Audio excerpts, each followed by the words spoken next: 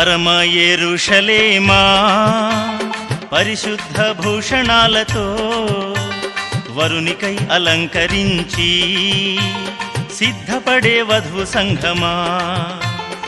Amen hallelujah, amen hallelujah, amen hallelujah, amen hallelujah.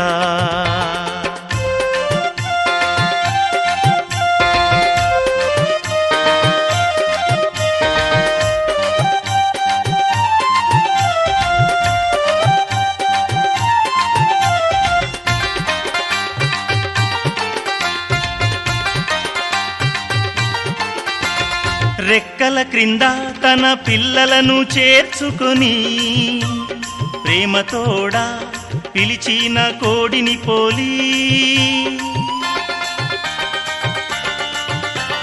రెక్కల క్రింద తన పిల్లలను చేర్చుకొని ప్రేమతోడా పిలిచిన కోడిని పోలి పిలిచాడు ప్రభు నిన్ను వెనుదీయకు ప్రభు నుండి. పిలిచాడు ప్రభు నిన్ను వెనుదీయకు ప్రభు నుండి. పరమ యెరూషలేమా పరిశుద్ధ భూషణాలతో వరునికై అలంకరించి సిద్ధపడే వధువు సంఘమా. Amen hallelujah, amen hallelujah, amen hallelujah, amen hallelujah.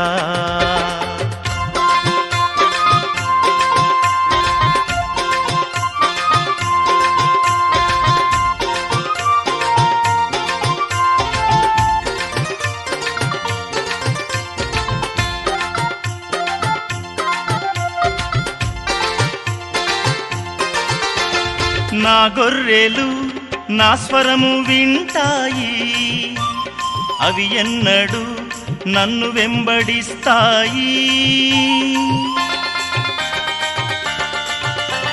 నా గొర్రెలు నా స్వరము వింటాయి, అవి ఎన్నడూ నన్ను వెంబడిస్తాయి అన్నాడు ప్రభు యేసు.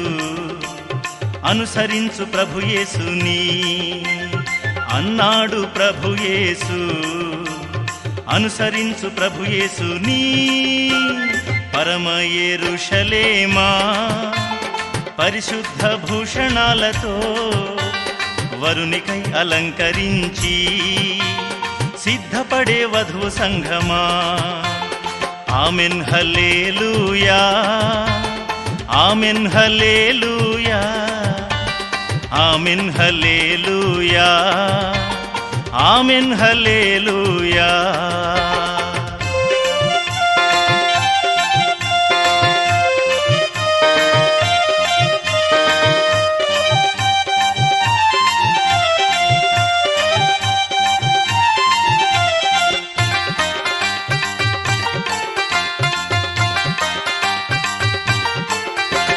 తన గర్భాన పుట్టిన బిడ్డను ఏ తల్లైనా మరచిన మరువవచ్చును.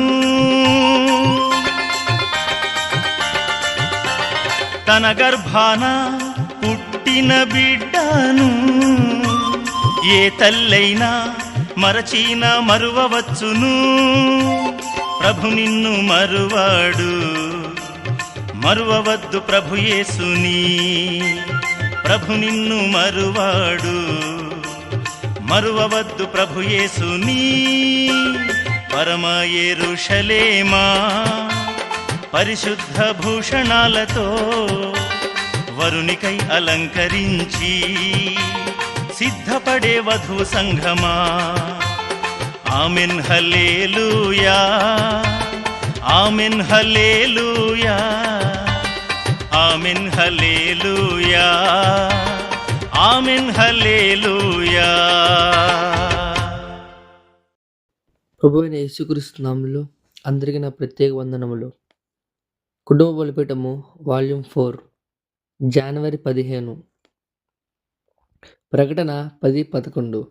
అప్పుడు వారు నీవు ప్రజలను గూర్చియు జనములను గూర్చియు ఆయా భాషలో మాటలాడు వారిని గూర్చియు అనేక మంది రాజులను గూర్చియు మరలా ప్రవచింప నగత్యమని నాతో చెప్పిరి. ఆమేన్. మత్తయి 18:18 భూమి మీద మీరు వేటిని బోధిత్తురో అవి పరలోకమందును బోధింపబడును. భూమి మీద మీరు వేటిని విప్పుదురో అవి పరలోకమందును విప్పబడునని మీతో నిశ్చయముగా చెప్పుచున్నాను. ఆమేన్. అంత్యదినములలో దేవుని స్వరము అనేటి వర్తమానము 63:1-20 ఈ గడియ అవసరతను తీర్చదనని దేవుడు వాగ్దానం చేశాడు. ఆయన ఎల్లప్పుడూ నెరవేరుస్తాడు. మనము జీవిస్తున్న ఈ కాలానికి ఈ గడియ అవసరతను తీర్చుటకు నేడు మనకి దేవుని స్వరము అవసరమై ఉన్నది.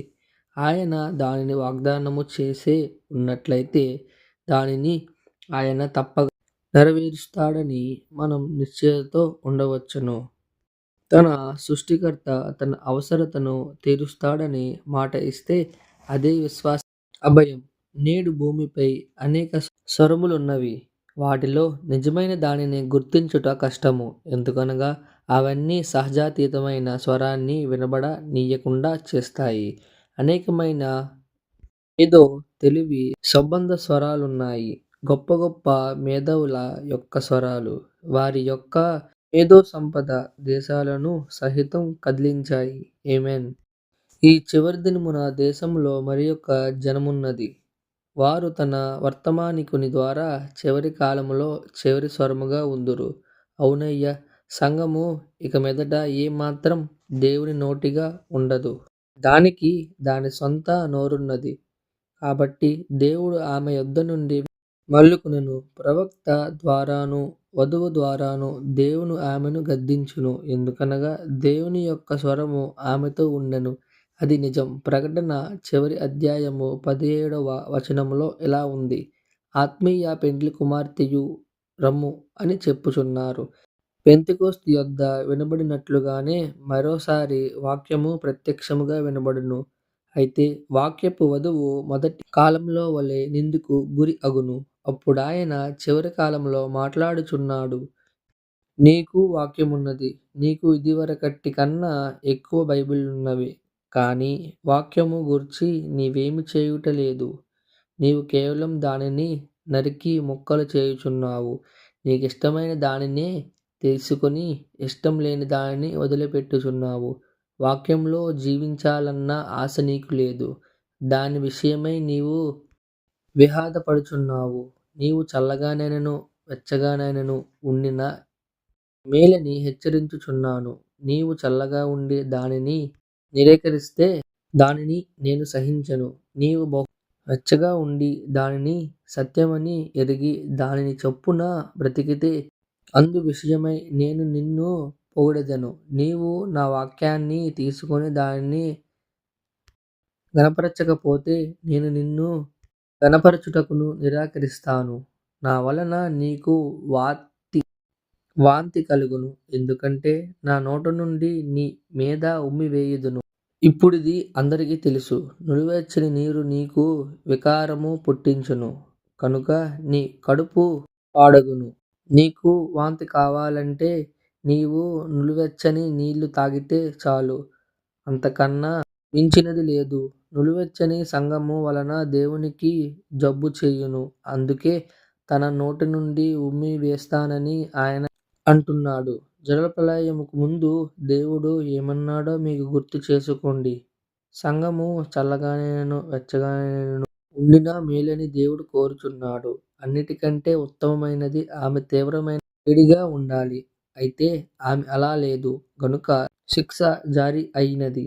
ఆమె ఇంకా లోకమునకు దేవుని స్వరముగా ఉండలేదు. అలాగునని ఆమె చెప్పుకోరుచున్నది గాని దేవుడైతే అలాగు లేదని అంటున్నాడు. వధువుకు ఆయన స్వరమిచ్చినట్లే లోకములోని జనాలకి దేవుడు ఇంకనూ తన స్వరమును వినిపించుచున్నాడు. మనము చెప్పినట్లుగా స్వరము వధువులో ఉన్నది మరియు దానిని గూర్చి ఎక్కువగా మరోసారి మాట్లాడుకుందాం. ఆమేన్. లవోదికీయ సంఘకాలము. ఆమేన్. పరలోకమందున మా తండ్రి, నీ నామం పరిశుద్ధపరచబడును గాక. నీ రాజ్యం వచ్చును గాక. నీ చిత్తం పరలోకమందు నెరవేరినట్లును భూమి యందును నెరవేరును గాక. మా అనుదిన ఆహారము నేడు మాకు దయచేయము. మా రుణస్థులు మేము క్షమించిన ప్రకారములు మా రుణములు క్షమించుము. మమ్ములను శోధనలోకి తేక దుష్టులను తప్పించుము. ఎందుకనగా రాజ్యము, బలము, మహిమ నిరంతరం నీవై ఉన్నావు. ఆమేన్.